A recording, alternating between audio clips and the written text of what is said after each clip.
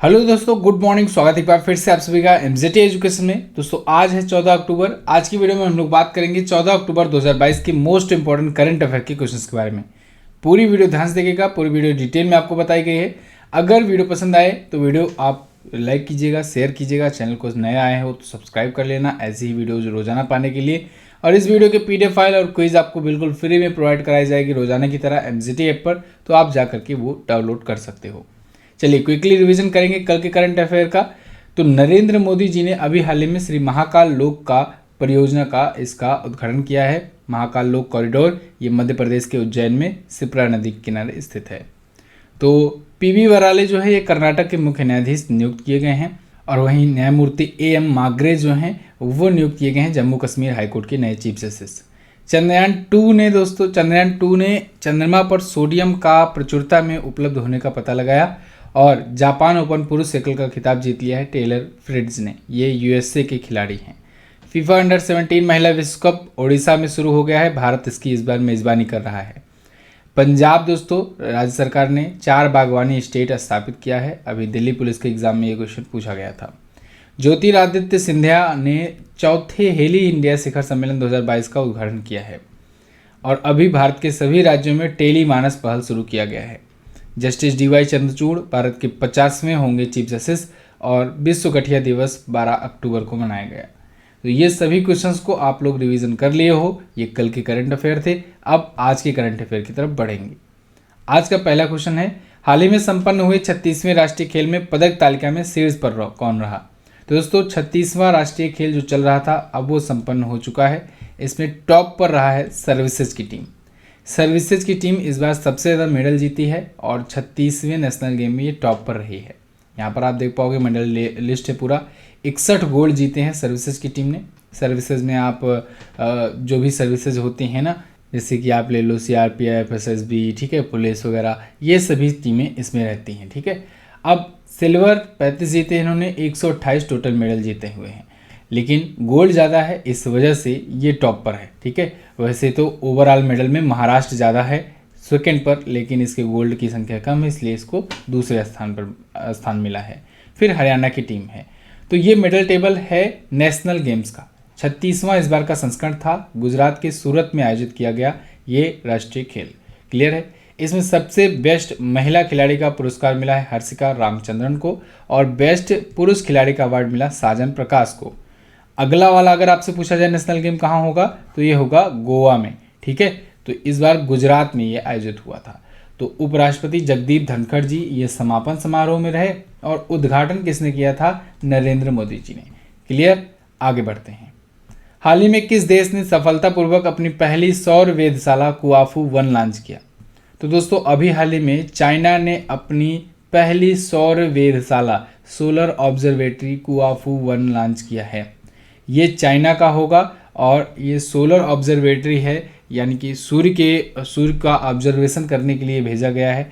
सूर्य की बाहरी परत कोरोना जो होती है वो कैसे परफॉर्म करती है, क्या उसकी स्पेसिफिकेशन है, ये सभी चीज़ें ये बताएगा।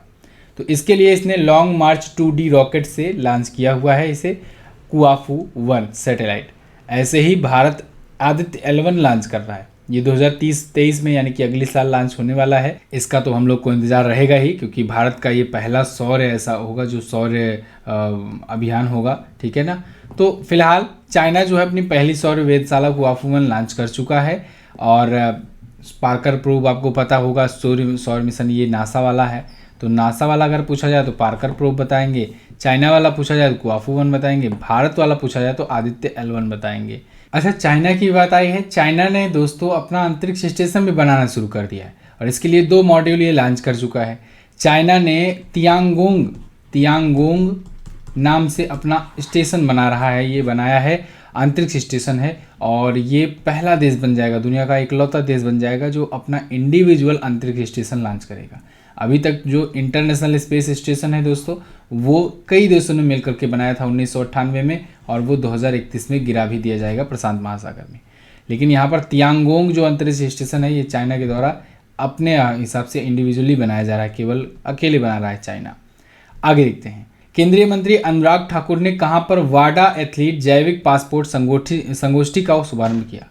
तो केंद्रीय खेल मंत्री दोस्तों, खेल और युवा मामलों के मंत्री अनुराग ठाकुर जी ने नई दिल्ली में अभी वाडा एथलीट जैविक पासपोर्ट संगोष्ठी का शुभारंभ किया है। यहाँ पर आप आर्टिकल देख पाओगे, sports minister Anurag Singh Thakur launches world anti doping agency athlete biological passport symposium in New Delhi. ये बेसिकली वाडा के द्वारा नाडा के द्वारा, ठीक है ना, वाडा, नाडा और खेल मंत्रालय ये सब मिल करके एक आयोजन कर रहे हैं। इसका मेन पर्पज़ यही होगा कि कैसे खेलों से डोपिंग की जो प्रॉब्लम है, समस्या है, उससे निपटा जा सके। डोपिंग आप जानते हो कि अगर कोई खिलाड़ी अपना परफॉर्मेंस बेहतर करना चाहता है ना, तो वो कुछ जो केमिकल्स यूज कर लेता है, जो कुछ दवाइयाँ यूज कर लेता है जिससे उसकी परफॉर्मेंस बढ़ सकती है, जो कोई भी एथलीट होता है। तो ऐसे जो पदार्थ होते हैं उनको डोपिंग के जरिए पकड़ा जाता है, ठीक है। डोपिंग बेसिकली यही होता है, किसी पदार्थ में कोई अशुद्धि मिला दे, ठीक है ना, तो वो भी चीज़ जिससे परफॉर्मेंस बढ़ जाए, तो परफॉर्मेंस बढ़ाने के लिए मिलाने जाने वाली अशुद्धियों को डोपिंग कहते हैं। तो ऐसी प्रॉब्लम से निपटा जा सके, ऐसे खिलाड़ियों को पकड़ा जा सके, इसके लिए ये वाडा एथलीट जैविक पासपोर्ट संगोष्ठी आयोजित किया गया है। एक जैविक बायोलॉजिकल पासपोर्ट टाइप का ये होगा। फिलहाल वाडा जो है ये वर्ल्ड एंटी डोपिंग एजेंसी है और नाडा जो है ऐसे ही भारत में एक संस्था है, नेशनल एंटी डोपिंग एजेंसी। नई दिल्ली में 12 से 14 अक्टूबर के बीच में ये आयोजन हो रहा है और वाडा का हेडक्वार्टर मॉन्ट्रियल कनाडा में है। तो ये पॉइंट्स आपको याद रखने हैं, बेसिक आपको याद रखना है कि डोपिंग से बचने के लिए आयोजित किया गया। क्लियर है। अभी डोपिंग से रिलेटेड एक और क्वेश्चन मैंने लिया हुआ है लास्ट में, जिसमें बताऊंगा कि खिलाड़ी जो है वो डोपिंग में 3 साल का बैन हो गया है। अगला है, हाल ही में किसने भारत में फुटबॉल फॉर स्कूल अभियान शुरू किया। तो दोस्तों अभी हाल में फीफा और ऑल इंडिया फुटबॉल फेडरेशन दोनों ने मिल करके लॉन्च किया है फुटबॉल फॉर स्कूल अभियान। ये भारत में लॉन्च किया गया है। देखो फीफा यानी कि फेडरेशन इंटरनेशनल दी फुटबॉल एसोसिएशन और AIFF यानी कि ऑल इंडिया फुटबॉल फेडरेशन, ये दोनों मिल करके भारत में स्कूलों में फुटबॉल को बढ़ावा देने के लिए ये अभियान शुरू किए हैं, लॉन्च किए हैं। यहाँ पर आप आर्टिकल देख पाओगे, FIFA's football for school become mass movement, Dharmendra Pradhan ji कह रहे हैं, जो कि शिक्षा मंत्री हैं।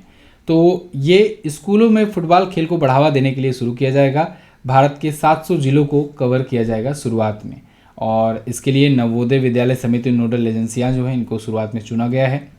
भारत दोस्तों 11 से 30 अक्टूबर के बीच में फीफा अंडर-17 महिला विश्व कप का भी आयोजन कर रहा है। आपको पता है ये 3 शहरों में खेले जाएंगे। कहाँ कहाँ पर? उड़ीसा में खेले जाएंगे, भुवनेश्वर में, ठीक है, भुवनेश्वर में खेले जाएंगे उड़ीसा के, यहीं पर शुरुआत हुआ है। गोवा में खेले जाएंगे इसके मैच और मुंबई में खेले जाएंगे। तो ये क्वेश्चन आपसे जरूर बनेगा कि भारत के किन किन शहरों में फीफा अंडर-17 महिला विश्व कप का आयोजन किया गया। तो भारत इस बार मेज़बानी कर रहा है। अच्छा एक चीज़ और, इसका मस्कट क्या है? इसका मस्कट है दोस्तों ईभा। क्या है? ईभा है इसका मस्कट। याद रखना, बहुत इंपॉर्टेंट है, पूछा जाएगा आपसे। तो भारत मेज़बानी कर रहा है। कुछ दिन पहले ही दोस्तों फीफा ने ऑल इंडिया फुटबॉल फेडरेशन पर बैन लगाया था, याद होगा आपको ना, बैन लगाया था, लेकिन फिर वो बैन हटा लिया था और अभी देखो मिल करके साथ में फुटबॉल फॉर स्कूल अभियान भी शुरू कर रहे हैं ये लोग। अगला है, भारतीय नौसेना ने कहाँ पर अब तटीय सुरक्षा अभ्यास प्रस्थान का आयोजन किया। तो इंडियन नेवी ने दोस्तों अभी हाल ही में आंध्र प्रदेश में अब तटीय सुरक्षा अभ्यास प्रस्थान का आयोजन किया है। यहाँ पर आप आर्टिकल देख पाओगे ऑल इंडिया रेडियो का, Indian navy conduct offshore security exercise प्रस्थान, ठीक है। ये प्रस्थान आयोजित किया गया है और कहाँ पर? काकीनाडा में आयोजित किया गया है। ये कहाँ पर पड़ता है? आंध्र प्रदेश में। आंध्र प्रदेश के काकीनाडा में ये आयोजित किया गया है और प्रत्येक 6 महीने में ये आयोजित होता है। किस लिए? जिससे इंडियन नेवी है, इंडियन कोस्ट गार्ड है, ठीक है, वहाँ की समुद्री पुलिस है, जो इन सब के बीच में कोऑपरेशन बिल्ड किया जा सके और जो तेल गैस ऑपरेटर और भी जो भी लोग हैं, समुद्री लोग हैं, वहाँ पे व्यापार करते हैं, उनको सुरक्षा दिलाई जा सके, ठीक है। तो इंडियन नेवी के द्वारा आयोजित किया गया। अच्छा, इंडियन नेवी डे कब मनाया जाता है? 4 दिसंबर को मनाया जाता है प्रत्येक वर्ष। अभी 8 अक्टूबर बीता हुआ है कुछ दिन पहले ही, जब हम लोगों ने एयरफोर्स डे मनाया। 15 जनवरी को क्या मनाते हैं हम लोग? भारतीय थल सेना दिवस मनाते हैं। भारतीय नौसेना के कौन है अध्यक्ष वर्तमान में? तो नौसेना अध्यक्ष है दोस्तों admiral R Hari Kumar. Okay, आगे बढ़ते हैं। हाल ही में किस थीम के साथ 13 अक्टूबर को विश्व दृष्टि दिवस मनाया गया? तो विश्व दृष्टि दिवस दोस्तों इस बार 13 अक्टूबर को मनाया गया। ये प्रत्येक वर्ष सेकेंड थर्सडे को मनाया जाता है। सेकेंड थर्सडे को मनाया जाता है अक्टूबर मंथ में, ठीक है ना, ये ध्यान रखना है। तो इस बार ये पड़ा था 13 अक्टूबर को, इसलिए 13 अक्टूबर को मनाया गया विश्व दृष्टि दिवस यानी वर्ल्ड साइट डे। इसकी थीम क्या थी, ये क्वेश्चन में बना हुआ है और क्वेश्चन है बहुत ज़्यादा इंपॉर्टेंट।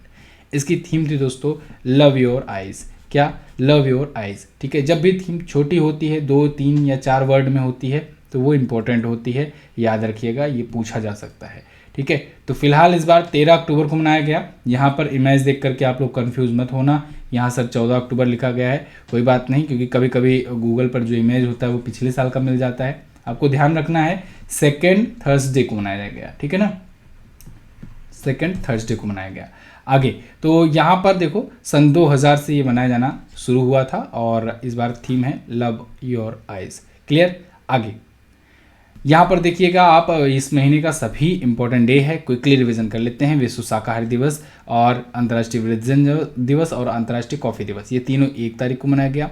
2 को अंतर्राष्ट्रीय अहिंसा दिवस मनाया गया। 2 को ही विश्व कृषि पशु दिवस मनाया गया।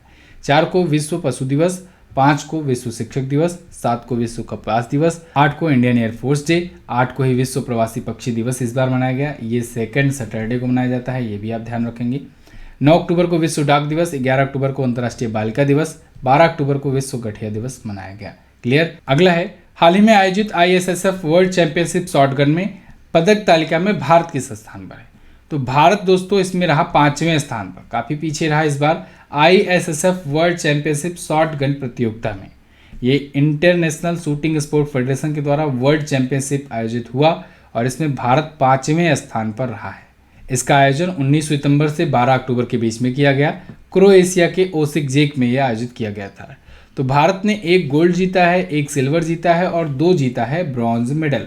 क्लियर? टोटल 4 मेडल के साथ भारत 5वें स्थान पर है। 4 ही मेडल चाइना के भी हैं लेकिन उसको ऊपर रखा गया है।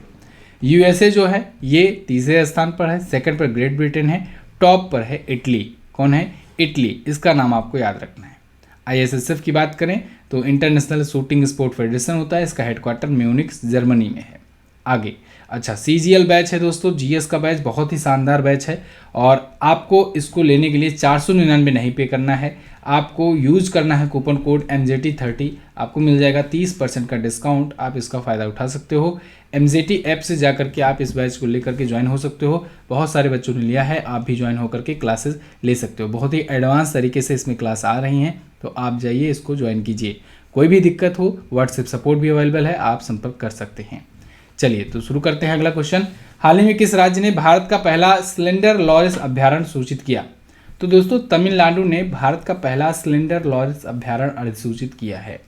यहाँ पर देखेंगे ये है सिलेंडर लॉरिस, तो ये विलुप्त हो रही थी प्रजाति, तो तमिलनाडु ने इसको नोटिफाई किया है इंडिया के पहले सिलेंडर लॉरिस सेंचुरी के रूप में। ठीक है ना, अपने राज्य में एक सेंचुरी बनाया है, वहाँ पर इसको डेडिकेट कर दिया है। ठीक है, तो तमिलनाडु राज्य सरकार जो है ये अपने करूर और डिंडीगुला जिलों में लुप्त प्राय जो सिलेंडर लॉरिस हैं उनके लिए एक अभ्यारण्य अधिसूचित किया है खास तौर से। तो इनका वन क्षेत्र अगर पूछा जाए तो 11,806 हेक्टेयर में ये फैला हुआ है। कड़ाउर सिलेंडर लॉरिस अभ्यारण्य ये नाम होगा जिस नाम से वहाँ पर एक अभ्यारण्य बनाया जाएगा तमिलनाडु में। कुछ ही दिन पहले ही तो अभी मैंने आपको बताया था कि तमिलनाडु ने भारत का पहला डुगोंग संरक्षण रिजर्व भी अधिसूचित किया था। तो वो डुगोंग संरक्षण वो था और यहाँ पर क्या हुआ है, सिलेंडर लॉरिस अभ्यारण्य है। ठीक है ना, तो ये दोनों ही तमिलनाडु से है, याद रखिएगा, बहुत इंपॉर्टेंट है। अब तमिलनाडु आया है तो मैप में हम लोग देखेंगे तमिलनाडु है कहाँ पर। तो इंडिया का मैप ये रहा, नीचे तमिलनाडु आपको मिल जाएगा, कैपिटल इसकी चेन्नई मिलेगी। यहाँ के CM हैं MK स्टालिन और इन्होंने अभी अपनी आत्मकथा लॉन्च करी थी, उंगलिल ओरुवन। याद रखिएगा इनकी आत्मकथा है, ऑटोबायोग्राफी है, तो ये पूछा जा सकता है आपसे। ठीक है ना, ऑटोबायोग्राफी है इनकी। CM यहाँ के हो गए, गवर्नर हैं RN रवि जी। यहाँ पर झीलों की बात करें तो पुलिकट झील है, कालीवली है, सिलान्नूर है। नेशनल पार्क में गुएंडी नेशनल पार्क है, अन्नामलाई है, ठीक है, मुदुमलाई भी है। ठीक है, लोक नृत्य में भरतनाट्यम, करगट्टम, ओलियट्टम है। लोकसभा में सीटें जाती हैं यहाँ से 39, राज्यसभा में 18, विधानसभा में 234 और जिलों की संख्या है 38। अगला question, discuss thrower Kamalpreet Kaur पर डोपिंग के आरोप में कितने साल का प्रतिबंध लगा? तो दोस्तों मशहूर डिस्कस थ्रोअर कमलप्रीत कौर, इन पर फाइनली 3 साल का बैन लग गया है। कुछ दिन पहले मैंने ये क्वेश्चन बताया था इन्हीं से रिलेटेड कि इनको डोपिंग के चलते बैन किया गया है, लेकिन ये एक प्रकार से ऑब्जर्वेशन में थी और अभी रिपोर्ट का इंतज़ार था। वो रिपोर्ट आ चुकी है और फाइनली इनको दोषी पाया गया है और 3 साल के लिए इनको बैन कर दिया गया है। यहाँ पर आप देख पाओगे आर्टिकल है, Indian discuss thrower Kamalpreet Kaur band for 3 year for doping violation rule out of Asian game and Paris Olympic. तो ये एशियन गेम से भी बाहर हो गई और पेरिस ओलंपिक 2024 में होने वाला है उससे भी ये बाहर हो गई, क्योंकि एशियन गेम तो 2022 में ही होना था, 2023 में होगा और पेरिस ओलंपिक 2024 में होना है। तो 3 साल के अंतर्गत ये दोनों ही इवेंट आ रहे हैं, तो इनको बैन कर दिया गया है। अच्छा, अब फिर से समझते हैं डोपिंग क्या है। देखो, डोपिंग जो है बेसिकली कोई ऐसा अशुद्ध पदार्थ है जो किसी प्रोडक्ट में अगर डाल दिया जाता है तो उसकी वो क्रियाशीलता बढ़ा देती है, ठीक है ना, उसकी परफॉर्मेंस बढ़ा देती है। तो मतलब है, कह तो रहे हम लोग इसको अशुद्ध पदार्थ, लेकिन ये एक्चुअली में एक प्रकार का केमिकल होता है, समझो दवा होती है, एक ऐसा केमिकल, एक ऐसा चीज़ जिसको यूज़ करने पर परफॉर्मेंस बढ़ जाती है, ठीक है ना। तो ऐसे ही एथलीट वगैरह इसके यूज़ करते हैं, ऐसे केमिकल्स, ऐसे रासायनिक पदार्थों का, ऐसी दवाइयों का यूज़ करते हैं जिससे उनकी परफॉर्मेंस में सुधार देखने को मिले। तो ये सब बैन किया है। इसके लिए संस्था बनी है वाडा, WADA। तो वाडा यानी वर्ल्ड एंटी डोपिंग एजेंसी, ये सब यही चेक करती है। इसके लिए भी वाडा के पास मामला जाए, इससे पहले देश में ही ये मामला निपट जाए, तो इसलिए हमारे देश ने भी एक बनाया है संस्था नाडा, नेशनल एंटी डोपिंग एजेंसी, जिससे खिलाड़ी की बेइज्जती ना हो, देश की भी बेइज्जती ना हो। नहीं तो जब कई खिलाड़ी पकड़े जाएंगे आगे चलकर वाडा द्वारा, तो वाडा उस पूरे देश पर बैन लगा देता है, ठीक है ना। तो इससे पहले यहीं से छटकर किए जाए खिलाड़ी। एक होता है एथलेटिक्स इंटीग्रिटी यूनियन, जिसके द्वारा इनको लगाया गया है बैन। तो इसके पास भी मामला जाता है और ये मामला जब इसके पास आता है तो ये बैन ही लगा देता है डायरेक्ट, ठीक है। तो कमलप्रीत कौर पर बैन लग गया है। अच्छा, ये तीसरी भारतीय एथलीट है दोस्तों जिनको AIU ने बैन किया है, यानी एथलेटिक्स इंटीग्रिटी यूनिट ने बैन किया है। इनसे पहले धनलक्ष्मी और नवजीत कौर ढिल्लों को बैन किया गया था। क्लियर। आगे, किस पुरस्कार से सम्मानित प्रसिद्ध लेखिका डॉक्टर तोसुला आओ का निधन हो गया? तो ये पद्मश्री से सम्मानित थी दोस्तों, बहुत ही फेमस कवियत्री, बहुत ही फेमस राइटर, लेखिका तोसुला आओ। ये नागालैंड से थी और नागा कल्चर को बढ़ाने में इनका बहुत बड़ा रोल रहा था। तो इनका निधन हो गया है। यहाँ पर आप देख पाओगे पद्मश्री डॉक्टर तमसुला ओ पास, ठीक है। PM मोदी जो है ये कंडोलेंस इन पर व्यक्त किए हैं इनकी डेथ पर, और 2007 में इनको पद्मश्री मिला था। कब मिला था? 2007 में इनको पद्मश्री मिला था। ये नागालैंड राज्य महिला आयोग की पूर्व अध्यक्ष भी रह चुकी थी, शिक्षाविद थी, प्रसिद्ध लेखिका की थी, पद्मश्री से सम्मानित थी। 80 वर्ष की उम्र में इनका निधन हुआ। नागा कल्चर को लोकप्रिय बनाने में इनका महत्वपूर्ण योगदान था। फिलहाल इनका निधन हो चुका है। तो ये तो थे आज के दिन के टॉप 10 करंट अफेयर के क्वेश्चंस। आई होप आपको वीडियो पसंद आई होगी। अगर वीडियो पसंद आई है तो वीडियो को लाइक कीजिएगा, शेयर कीजिएगा अपने दोस्तों के साथ। बात करेंगे लास्ट डे के क्वेश्चंस की। लास्ट डे मेरा क्वेश्चन था आपसे कि भारत का पहला जो बाल विवाह मुक्त जिला था, गंजम जिला, ये किस राज्य का है? तो ये उड़ीसा का है। राष्ट्रीय खेलों का आयोजन ये इंडियन ओलंपिक एसोसिएशन या कहें भारतीय ओलंपिक संघ के द्वारा कराया जाता है, जबकि खेल मंत्रालय के द्वारा मैंने आपको बताया ना, खेलो इंडिया यूथ गेम का आयोजन किया जाता है। इन दोनों क्वेश्चंस के बारे में जिन लोगों ने डिटेल के साथ आंसर किया था, करेक्ट आंसर किया था, सबसे पहले आंसर किया था, ऐसे टॉप 10 के नाम यहाँ पर हैं: अमन गुप्ता, मंटू कुमार, मोहम्मद अशफाक नवाब, राजन तिवारी, अन्नू सिंह, अब्दुल फैज़, शुभांगी त्रिवेदी, स्वर्णेश्वर कुमार, उषा साहू और अमित कुमार। आप भी इसमें अपना नाम दर्ज करा सकते हैं। आपको सबसे पहले आंसर करना है, डिटेल के साथ आंसर करना है। क्या आंसर करना है? भारत के किस राज्य को टाइगर स्टेट के नाम से जाना जाता है? कौन कौन से टाइगर रिजर्व आपको उस स्टेट के याद हैं? और भी कौन रिसेंट घटनाएं हुई हैं तो आप बता सकते हैं सब। जम्मू कश्मीर के मुख्य न्यायाधीश कौन नियुक्त किए गए हैं, ये भी आप बता दीजिएगा। चलिए, तो दोनों क्वेश्चन के बारे में जो भी पता होगा डिटेल में जरूर आंसर करना। क्विज और PDF आपको MZT ऐप पर मिलेगी, वहाँ से इसको डाउनलोड कर लेना। और टेलीग्राम पर भी आपको वन लाइनर भेजा जाता है, तो वन लाइनर भी आप रिवाइज कर सकते हो डेली का डेली। टेलीग्राम ग्रुप जरूर ज्वाइन करो। मिलते हैं अगली वीडियो में, तब तक के लिए नमस्कार, जय हिंद, वंदे मातरम।